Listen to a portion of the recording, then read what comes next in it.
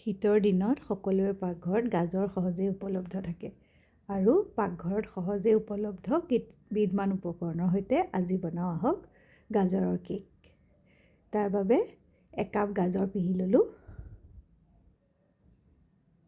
এটা মিক্সি জাৰত একাপ চুজি, একাপ পিহি লোৱা গাজৰ, 1 ইঞ্চি ডালচেনি, আধা কাপ চেনি আৰু আধা কাপ গাখীৰ দি সকলোখিনি ভালকৈ মিক্সিত মাৰি এটা মিহি পেষ্টৰ তৈয়াৰ কৰি ল'লোঁ।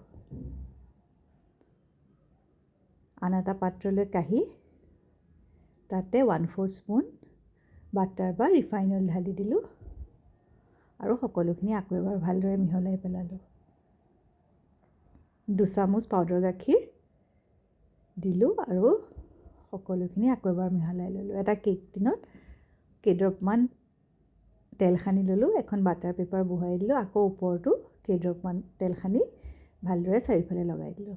তাতে এচামুচ baking powder, 1/4 spoon baking soda দিলোঁ, এচামুচ নেমু ৰস বা ভিনেগাৰ দি কেকৰ বাটাৰখিনি ভালদৰে লৰাই পেলাব। 4-5 বাৰ মান লৰাই পেলালেই হ'ব। এতিয়া টিনৰ পাত্ৰটোত কেকৰ বেটাৰখিনি ঢালি দিলোঁ। টিনৰ পাত্ৰটো অলপ থপৰিয়াই দিব, তাতে পিহি থোৱা গাজৰো অলপ ওপৰৰ পৰা দি দিলোঁ। এখন আগতে গৰম কৰি থোৱা কেৰাহীত এডাল ষ্টেণ্ড বহুৱাই কেকৰ পাত্ৰটো তাতে দি দিলোঁ। প্ৰথম 5 মিনিট মিডিয়াম ফ্লেমত দিব গেছটো, পিছত একেবাৰে কম জুইত 50 পৰা 55 মিনিট বেক কৰিব।